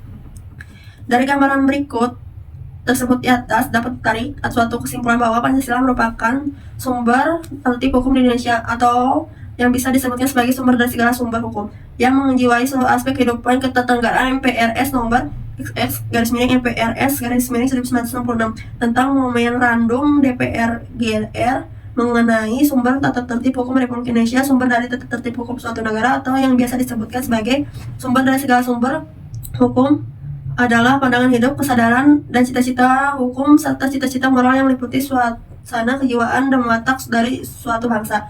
Pandangan hidup bangsa Indonesia ialah yang di dalamnya tergandung cita-cita moral, cita-cita hukum, watak, serta jiwa bangsa. Volgeis Indonesia adalah Pancasila. Pancasila sebagai sumber hukum masuk dalam undang-undang, yaitu pasal 2 Undang-Undang nomor 12 tahun 2011 tentang pembentukan peraturan perundang-undangan, yang menyatakan bahwa Pancasila merupakan sebagai segala sumber hukum. Selanjutnya dalam penjelasan disebutkan sebagai berikut. Penempatan Pancasila sebagai sumber dari segala sumber hukum negara adalah suatu dengan pembukaan Undang-Undang Dasar Negara Republik Indonesia tahun 1945 alinea keempat, yaitu ketuhanan yang Maha Esa, kemanusiaan yang adil dan beradab, persatuan Indonesia, keragaman yang dipimpin oleh hikmat kebijaksanaan pemusyawaratan perwakilan dan keadilan sosial bagi seluruh rakyat Indonesia, menetapkan Pancasila sebagai dasar dan ideologi negara serta sekaligus dasar filosofi negara, sehingga setiap materi muatan peraturan perundang-undangan yang tidak boleh bertentangan dengan nilai-nilai yang terkandung dalam Pancasila. Analisis tertentu yang penting ini yaitu mengenai sumber dari segala sumber negara tidak diatur dalam UUD 1945. Yang secara formil merupakan dasar negara. Dengan demikian patut dipertanyakan apa dasar dari Undang-Undang nomor 12 tahun 2011 itu. Kita dapat melihat bahwa sila-sila dari Pancasila telah tercantum pada pembukaan dan pasal-pasal UUD 1945. Jika dilihat secara keseluruhan tidak ada ketentuan secara eksplisit bahwa Pancasila harus menjadi sumber dari segala sumber hukum negara. Pancasila sebagai sumber hukum masuk dalam pasal 2 Undang-Undang nomor 12 tahun 2011. Secara materi merupakan landasan ideal sebagai faktor yang diturun melalui isi hukum, sehingga setiap materi muatan peraturan undang-undang tidak boleh bertentangan dengan nilai-nilai berkandung dalam Pancasila. Dengan demikian pasal 7 Undang-Undang nomor 12 tahun 2011 secara hierarki peraturan perundang-undangan dapat diperoleh tingkat sebagai berikut. 1. Jenis dan hierarki peraturan perundang-undangan terdiri atas A. Undang-Undang Dasar Negara Republik Indonesia tahun 1945. B. Ketetapan Majelis Permusyawaratan Rakyat. C. Undang-Undang atau peraturan pemerintah pengganti undang-undang. D. Peraturan pemerintah. E. Peraturan presiden. F. Peraturan daerah provinsi. Dan G. Peraturan daerah kabupaten atau kabupaten. Daerah kabupaten atau kota. 2. Kekuatan hukum peraturan perundang-undang sesuai dengan hierarki sebagaimana berikut pada ayat 1.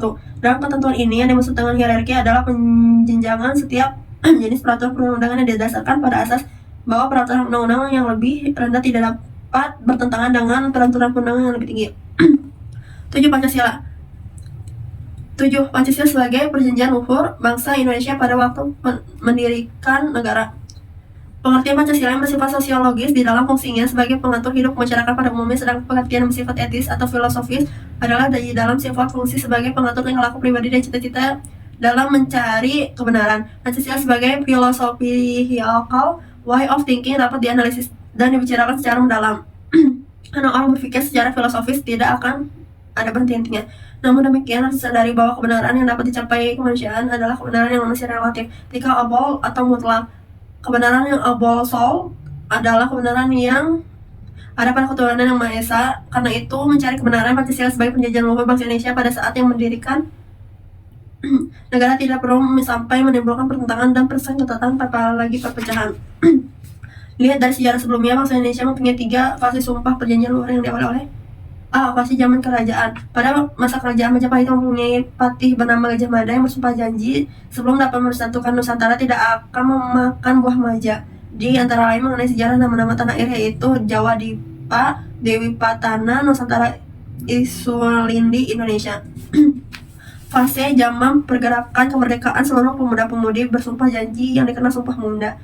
C. Fase kemerdekaan proklamirkan kemerdekaan yang berjanji membentuk sebuah negara kesatuan. Terbentuk negara kesatuan dimulai dari Negara Kesatuan Sriwijaya, Negara Pramuka Majapahit, Negara Kesatuan Republik Indonesia, dan dasar pokok sumber dari segala sumber bangsa Indonesia mendapatkan kemerdekaan dan pendirian negara atas dasar A. Rakyat Indonesia beragama. Bangsa Indonesia adalah yang beragama Islam, Katolik, Protestan, Hindu, dan Buddha. Semua agama yang bermacam-macam sumber beriman kepada ketuhanan yang Maha Esa kuasa. Semua rakyat yang bersuku bangsa beragama mengalami penjajahan. Di dalam sidang Dokuritsu Zumbi Tosakai menyatakan prinsip ketuhanan negara Indonesia merdeka berdasarkan ketuhanan yang Maha Esa. Maka mencakup jelas negara Kesatuan Republik Indonesia adalah negara yang beragama yang dilegalitaskan pada Undang-Undang Dasar 1945 pada pasal 29 ayat 1 bahwa negara berdasarkan atas ketuhanan yang Maha Esa. B. Kerakyatan Indonesia telah dijajah. Selama mengalami jejak penderitaan yang luar biasa, keyakinan dikeruk, rakyat diperas, dijadikan budak, lisan ditutup, kupingnya ditutup supaya tidak mendengar berita-berita dari luar, pemimpinan di penjara.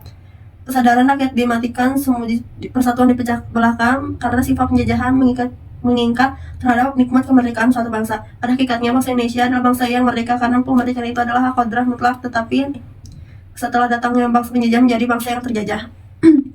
C. Rakyat Indonesia mempunyai cita-cita yang luhur atau mulia, cita-cita yang luhur atau mulia. Keinginan merdeka tanah airnya, keinginan berkehidupan berbangsa yang bebas, berkeinginan merdeka berdaulatnya. Semua itu adalah cita-cita luhur yang mulia dicantumkan pada UUD 1945 di alinea ketiga yang berbunyi, dan diorangkan oleh keinginan luhur supaya berkehidupan bangsa yang bebas, maka rakyat Indonesia dengan ini kemerdekaannya suatu pernyataan seluruh rakyat Indonesia mempunyai hak kodrat dan moral, yaitu hak kemerdekaan. D. Rakyat Indonesia telah berusaha dan mencapai kemerdekaan. Berusahanya dengan cara berjuang, rakyat Indonesia mendapatkan kemerdekaannya ada dua masa periode, yaitu masa periode perjuangan, yaitu satu, periode perjuangan kemerdekaan Indonesia dimulai dari pemberontakan pertama oleh Pati Unus Fathahillah Sultan Agung Mataram yang membonjol Iskandar Muda, Hasanuddin, Sultan Agung Tirtayasa, Pangeran Antowirya, Sisinggamaraja, Utung Suropti, Bajurudi, Syekh Yusuf, dan Syekh Abdul Muti, Pangeran Diponegoro, Cutnyadian, Pangeran Jelantik Patimura. Periode ini juga yang melahirkan pahlawan perjuangan kemerdekaan. Dua periode perjuangan pergerakan kemerdekaan Indonesia. Pergerakan di bidang agama NU Muhammadiyah Masyumi, pergerakan di bidang sosial ekonomi Serikat Indonesia, pergerakan sosial politik, dan pergerakan pendidikan taman siswa. Pergerakan budaya bangsa persatuan. Periode ini melahirkan pahlawan pergerakan kemerdekaan. Semua itu diringkas di dalam UUD 1945 alinea yang kedua yang berbunyi, dan perjuangan pergerakan kemerdekaan Indonesia telah sampai pada yang berbahagia dengan selamat. Sentosa mengantarkan rakyat Indonesia ke depan pintu gerbang kemerdekaan negara Indonesia yang merdeka, bersatu, berdaulat, adil, dan makmur. Rakyat Indonesia mendapatkan karunia. Setelah mengalami proses perjuangan kebangsaan Indonesia, kemudian bangsa Indonesia mendapatkan karunia kemerdekaan. Oleh sebab itu, pada hakikatnya sumber dari segala sumber kemerdekaan bangsa Indonesia adalah asas berkat rahmat Allah yang Maha Kuasa yang dijelaskan pada pembukaan UUD 1945 alinea ketiga yang berbunyi, asas berkat rahmat Allah yang Maha Kuasa yang didorong oleh keinginan luhur supaya berkehidupan yang berbangsa yang bebas. Maka rakyat Indonesia menyatakan dengan ini kemerdekaannya, suatu pernyataan bangsa Indonesia, dan telah berjuang. Kini saatnya diberi karunia kemerdekaan ini suatu pengakuan nilai religius bangsa Indonesia, maka wajiblah rakyat Indonesia bersyukuri atas berkat rahmat Allah yang Maha Kuasa. Jualah bangsa Indonesia mendapatkan kemerdekaannya. Bangsa Indonesia sebagai bangsa yang beragama Pancasila sebagai dasar negara yang melandaskan atas ketuhanan yang Maha Esa yang pada sila pertama. F. Rakyat Indonesia mendirikan negara. Di dalam teks proklamasi kemerdekaan bangsa Indonesia memproklamirkan dua pernyataan. Satu, memproklamirkan kemerdekaan bangsa Indonesia. Memproklamirkan kami bangsa Indonesia dengan ini menyatakan kemerdekaan Indonesia merupakan suatu pernyataan bangsa Indonesia yang selama 350 tahun telah dijajah oleh bangsa lain, menyatakan telah merdeka dari penjajahannya. Memproklamirkan akan mendirikan negara Indonesia dengan tempo, dengan cara yang sesingkat-singkatnya. Hal-hal yang mengenai pemindahan kekuasaan yang lain diselenggarakan dengan cara sesama dalam tempo yang sesingkat-singkatnya. Jakarta, 17 Agustus 1945, atas nama bangsa Indonesia, Soekarno-Hatta.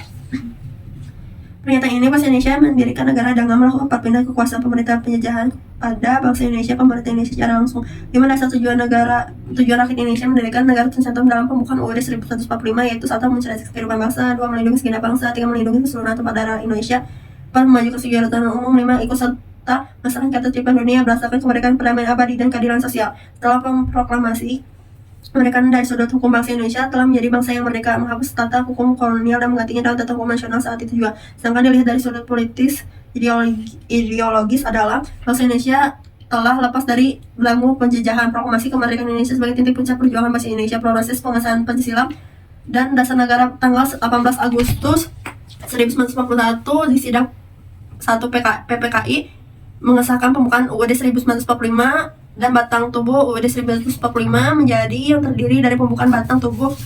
Setelah diadakan perubahan-perubahan dari Piagam Jakarta meliputi 1. Muhammadiyah diganti sebagai pembukaan, 2. Kalimat ketuhanan dengan mewajibkan menjalankan syariat Islam bagi pemeluknya diganti ketuhanan yang esa. 3. Perubahan dan batang tubuh UUD 1945 antara lain pasal 29 ayat 1 berubah menjadi negara berdasarkan atas ketuhanan yang esa. Panitia persiapan kemerdekaan Indonesia pada tanggal 18 Agustus 1945 secara bulat setuju untuk menghapus 9 kata itu, dan itu yang menjadi dasar Republik Indonesia dalam pembukaan UUD 1945. Dasar betapa besar solidaritas dan susana persatuan serta kebebasan jiwa para pendiri negara pada waktu itu. Tidak berlebihan kalau dikatakan Pancasila merupakan perjanjian luhur pada pendiri negara dengan konsekuensi untuk tidak memandang setiap warga negaranya berdasarkan afiliasi keagamaan, suku, ras maupun lainnya. Maka usaha-usaha mengembalikan rumusan Pancasila pada Piagam Jakarta dikhawatirkan akan mengusik ketuhanan bangsa dari negara kesatuan yang menerima sistem negara kebangsaan dengan salah satu dasarnya adalah ketuhanan yang Maha Esa. Perjanjian luar ini dinyatakan bukan hanya kesepakatan elit politik sesama, melainkan sebuah kesepakatan nasional sebagai terbukti bahwa selama perjalanan sejarah bangsa, Pancasila dapat merumuskan ini tetap tercantum dalam dua konstitusi lainnya yang pernah berlaku, yakni Muhammadiyah Konstitusi Republik Indonesia Serikat 17 Desember 1949 dan Muhammadiyah Undang-Undang Dasar sementara 17 Agustus 1950, lalu melalui Dekret Presiden 5 Juli 1959 yang menjadikan negara Republik Indonesia kembali kepada pembukaan UUD 1945 yang berlangsung sampai sekarang. Sila pertama secara khusus dan Pancasila secara keseluruhan ternyata berhasil menyatukan keseluruhan bangsa Indonesia sampai hari ini. Setelah bangsa Indonesia dapat mendirikan negara serta dapat dirumuskan Pancasila sebagai perjanjian luar pada waktu mendirikan negara, karena Pancasila digali dari sosial budaya bangsa Indonesia sendiri, disepakati bersama oleh seluruh rakyat Indonesia memiliki yang harus diamankan dan dilestarikan. Pewaris nilai-nilai Pancasila kepada generasi penerus adalah kewajiban moral seluruh bangsa Indonesia, melainkan berarti mengingkari perjanjian luhur itu dan dengan demikian juga mengingkari hakikat dan harkat diri kita sebagai manusia. Atas dasar inilah rumusan pembukaan UUD 1945 yang dijadikan sebagai Pancasila sebagai dasar negara. 8. Pancasila sebagai cita-cita dan tujuan bangsa Indonesia. Tujuan bangsa Indonesia adalah untuk mewujudkan masyarakat adil dan makmur berdasarkan Pancasila. Dalam hal ini hendak diwujudkan oleh bangsa Indonesia adalah masyarakat yang adil dan makmur, yang merata material, spiritual, dan berdasarkan Pancasila dalam wadah kesatuan negara Republik Indonesia yang merdeka, bersatu, berdaulat, rakyat dalam suasana berkehidupan bangsa yang aman, tentram, tertib, dan dinamis, serta dalam lingkungan pergaulan dunia merdeka, bersahabat, dan bersatu, yang kemudian dituangkan di dalam alinea keempat pembukaan Undang-Undang Dasar 1945 yaitu.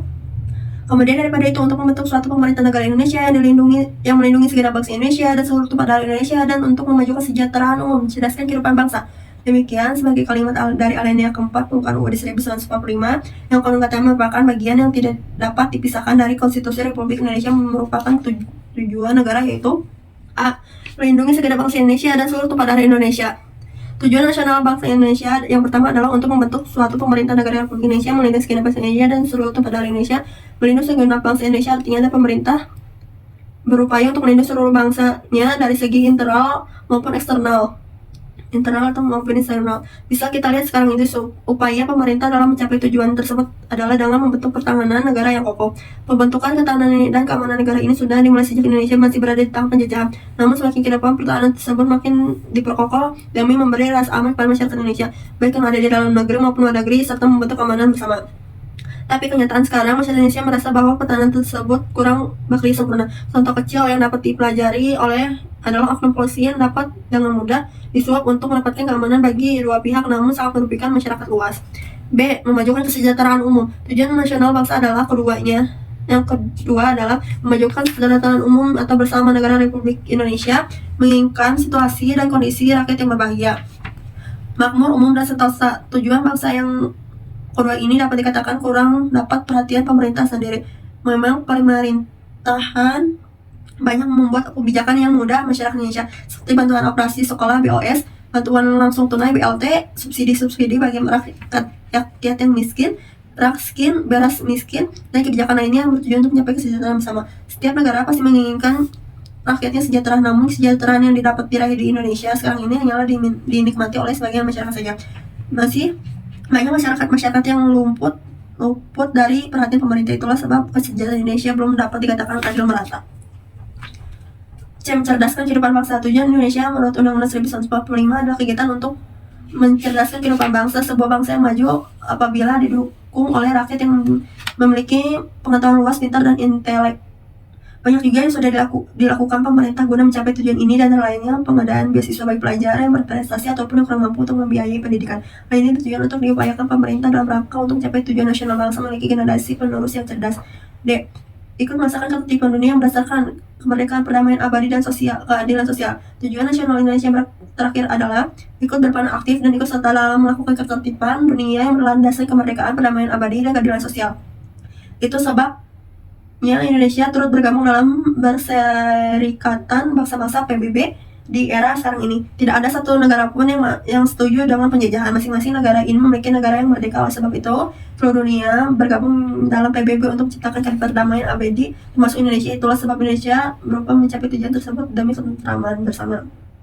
Dalam dialog kesimpulan bahwa Indonesia sedang dalam tahap mencapai tujuan tersebut satu persatu secara perlahan, banyak upaya yang telah membuahai hasil tentunya dirasakan pula oleh masyarakat umum. Namun, upaya tersebut belum sempurna, masih banyak yang harus dilakukan oleh pemerintah untuk mencapai tujuan nasional. Dibutuhkan kesalahan atas pemerintahan dan rakyat guna mencapai tujuan cita-cita bersama tersebut. Pemerintah dan rakyat harus memiliki rasa kebersamaan dan gotong royong bersama-sama membangun negara tercinta Republik Indonesia, karena hanya dengan kebersamaan, kekeluargaan, dan gotong royong masih ini akan berhasil sampai tujuan nasional dan mendapatkan pengembalian jati diri bangsa yang sesungguhnya. Oleh karena itu, Pancasila dan amanah yang terdapat dalam pembukaan UUD 1945 merupakan bagian penting dari strategi pembangunan budaya bangsa dan pengalihan jati diri yang sesungguhnya.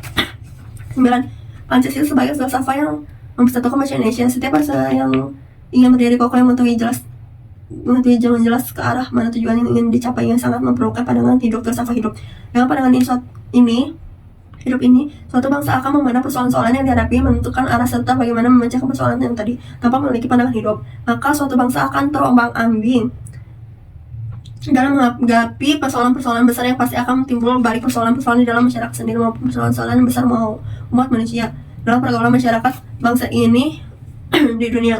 Dengan pandangan hidup yang jelas, suatu bangsa akan memiliki pegangan dan pedoman bagaimana ia memecahkan masalah politik, ekonomi, sosial, dan budaya yang timbul dalam gerakan masyarakat yang semakin maju. Dengan berpedoman pada pandangan hidup itu pula, suatu bangsa akan membangun dirinya. Dalam pergaulan hidup itu terkadang konsep dasar mengenai kehidupan yang bercita-cita suatu negara, terkandung pikiran yang terdalam dalam gagasan suatu bangsa mengenai wujud hidup yang dianggap baik. Pada akhirnya, pandangan hidup suatu bangsa adalah kristalisasi dari nilai-nilai yang dimiliki suatu bangsa itu sendiri, yang diyakini kebenaran menimbulkan tekad pada bangsa itu untuk mewujudkannya. Kita merasa bersyukur bahwa pendahuluan kita, pendiri Republik ini, dapat merumuskan secara jelas apa sesungguhnya pandangan hidup bangsa Indonesia, dan kemudian dinamakan Pancasila seperti yang ditunjukkan dalam ketetapan MPR nomor 2/MPR/1979. Maka Pancasila itu adalah jiwa seluruh rakyat Indonesia, pandangan hidup bangsa Indonesia, dan dasar negara kita. Samping itu juga, bagi kita, Pancasila sekaligus menjadi tujuan hidup bangsa Indonesia. Pancasila merupakan pandangan hidup, kesadaran, dan cita-cita moral meliputi kejiwaan dan watak yang sudah berdaulat atau berakal di dalam kebudayaan bangsa Indonesia. Suatu kebudayaan yang mengajarkan bahwa hidup manusia ini akan mencapai kebahagiaan jika kita dapat dalam hidup manusia sebagai manusia dengan alam, dalam hubungan manusia dengan Tuhan, maupun dalam mengajarkan kemajuan lahiriah dan kebahagiaan rohania. Bangsa Indonesia lah yang sudah melampaui perjuangan yang sangat panjang dengan memberikan segala pengorbanan dan penahanan segala macam penderitaan. Bangsa Indonesia lah yang menurut cara dan jalan yang ditempuh sendirinya, yang merupakan hasil antara proses sejarah di masa lampau, tantangan perjuangan, dan cita-cita di masa yang akan datang, yang secara keseluruhan membentuk kepribadian sendiri. Sebab itu bangsa Indonesia lahir dengan kepribadian sendiri yang bersama lahir bangsa dan negara itu. Kepribadian itu diterapkan sebagai pandangan hidup dan dasar negara Indonesia, Pancasila. Karena itu Pancasila bukan lahir secara mendadak pada tahun 1945, melainkan telah berjuang dengan melihat pengalaman bangsa lain dengan dipahami oleh gagasan-gagasan besar dunia, dengan tetap berakar pada pribadian bangsa kita dan gagasan besar bangsa kita sendiri. Karena Pancasila sudah merupakan pandangan hidup yang berakar dalam kepribadian bangsa, maka diterima sebagai dasar negara yang mengatur hidup ketatanegaraan.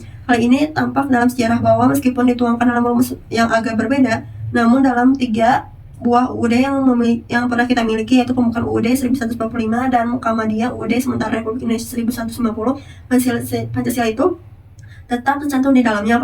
Pancasila yang lalu dikukuh dalam kehidupan konstitusional itu. Pancasila yang selalu menjadi pegangan bersama saat terjadi krisis nasional dan terancamnya terhadap eksistensi bangsa kita, merupakan bukti-bukti sejarah sebagai dasar kerohanian negara dihendaki oleh bangsa Indonesia, karena sebenarnya ialah tertanam dan kalbunya rakyat. Oleh karena itu, ia juga merupakan dasar yang mampu mempersatukan seluruh rakyat Indonesia. Memahami makna Pancasila sebagai ideologi negara dari putusan Mahkamah Konstitusi nomor 100/PUU X1 garis miring 2013. 1. Pokok perkara. Mahkamah Konstitusi Republik Indonesia melalui keputusan nomor 100 PUU X1 garis miring 2013 telah memeriksa perkara konstitusi pada tingkat pertama dan terakhir, lalu menjatuhkan putusan pada dalam perkara pengujian Undang-Undang Nomor 2 Tahun 2011 tentang perubahan atas Undang-Undang Nomor 2 Tahun 2008 tentang partai politik atas permohonan dan permohonan yang menguji pasal 34 yang merumuskan sebagai berikut. 3. Bantuan keuangan dari anggaran pendapatan dan belanja negara. Anggaran pendapatan dan belanja ke daerah sebagaimana dimaksud pada ayat 3 diprioritaskan untuk menghasilkan pendidikan politik bagi anggota partai politik dan masyarakat. 3B. Pendidikan politik sebagai dimaksud pada ayat 3A berkaitan dengan kegiatan F. Pendalaman mengenai 4 pilar berbangsa dan bernegara yaitu Pancasila UUD 1945, Bhinneka Tunggal Ika dan NKRI. G. Pemahaman mengenai hak-hak dan kewajiban warga, hak dan kewajiban warga negara Indonesia dalam membangun etika dan budaya politik. H. Pengkaderan anggota partai politik secara berjenjang dan berkelanjutan. Dari rumusan Pancasila tersebut, pasal 34 ayat 3B huruf A Undang-Undang Nomor 2 Tahun 2011 menimbulkan ketidakpastian hukum bagi para permohon karena bertentangan dengan pembukaan UUD 1945 alinea keempat yang telah menempatkan sila-sila Pancasila sebagai dasar negara. Pasal 34 ayat 3B huruf A Undang-Undang Nomor 2 Tahun 2011 menetapkan Pancasila sebagai salah satu pilar berbangsa dan bernegara yang disejajarkan dengan UUD 1945, Bhinneka Tunggal Ika dan NKRI yang telah merugikan hak konstitusional permohonan, sedangkan Pancasila sebagai dasar negara menjadi konsekuensi filosofi dan konsekuensi politik yang telah disepakati oleh pendiri NKRI.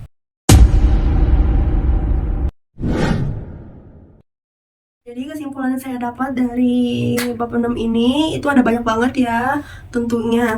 Terus di sini juga ada pengertian ideologi. Pengertian ideologi itu adalah sebuah konsep atau gagasan dan ilmu gitu. Terus di sini juga ada makna ideologi bagi bangsa.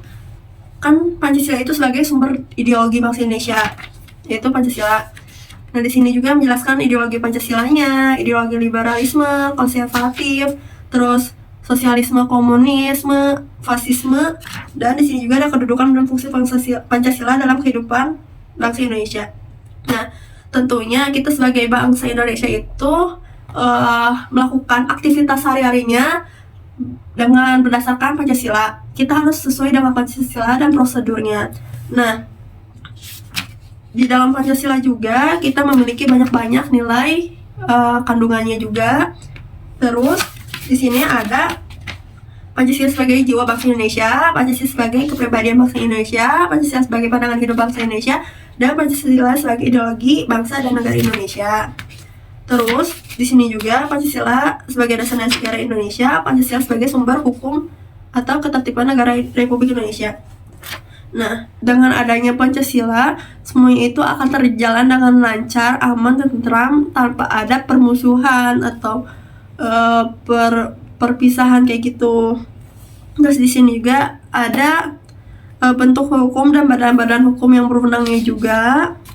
Terus di sini juga banyak banget. Oh ya, yang aku pahami di sini ternyata ada piramida yang udah dosen saya jelaskan juga, bahwa Pancasila adalah tahta tertinggi dari piramida tersebut. Kan Pancasila, ada lagi UUD, ada lagi TAP MPR, UU atau PRPO, peraturan pemerintah, keputusan presiden, peraturan pelaksanaan lain dan rakyatnya. Nah, di sini juga ada Pancasila itu sebagai perjanjian luhur bangsa Indonesia pada waktu mendirikan negara.